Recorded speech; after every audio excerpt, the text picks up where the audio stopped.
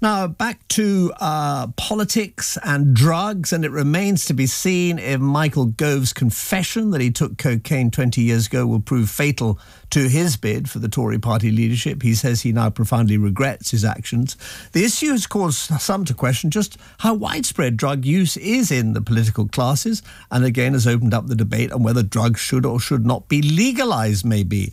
Brendan O'Neill is the editor of Spiked Online. He believes that all drugs should be legalised. The Mail on Sunday's Peter Hitchens says lax enforcement of drugs laws has allowed drugs to permeate every level of society, including members of the political establishment, as we have seen. I've been talking to them. I started by asking Brendan O'Neill why he thinks decriminalisation is the road to go. I'm in favour of legalising drugs. I think if we're serious about the moral well-being of society, which I am, then we have to put a great deal of store next to the idea of moral autonomy and allowing individuals to make decisions in their lives that they can then take responsibility for. I think the only way we can have a society of adults is one in which we have the greatest freedom possible, and a society which constantly micromanages everything people do, including their bad habits, and drug taking is no doubt a bad habit. That, I think, is going to be an unhealthy society and a divided society. Peter, how confident would you be if the law was a whole lot tougher that you could stamp out drugs? Oh, it's not a question of stamping out. Law can't completely overcome any evil and never does. Murder is illegal. We still have murders. Burglary is illegal, and the law against that still moderately enforced. We still have plenty of burglary. But the law isn't an instrument for creating utopia. It's an instrument for restraining people from doing bad and stupid things which damage others.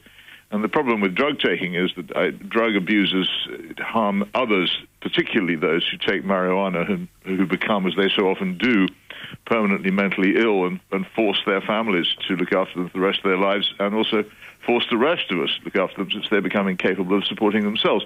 Other sorts of drug taking tend to lead people into criminal habits of other kinds, which are unpleasant for others, whether they are work colleagues, members of their families, or people from whom they steal.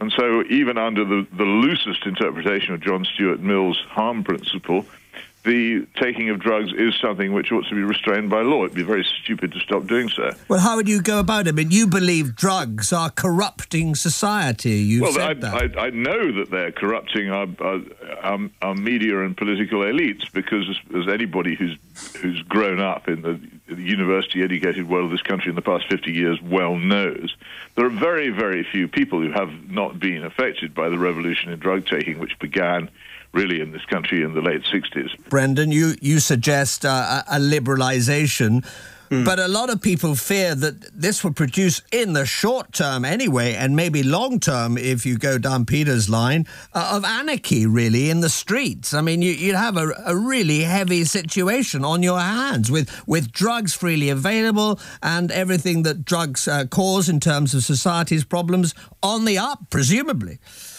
Well, the problem for people like me is that if you argue for liberalisation, people think you're pro-drugs. I'm anti-drugs. I think taking drugs is a really bad idea.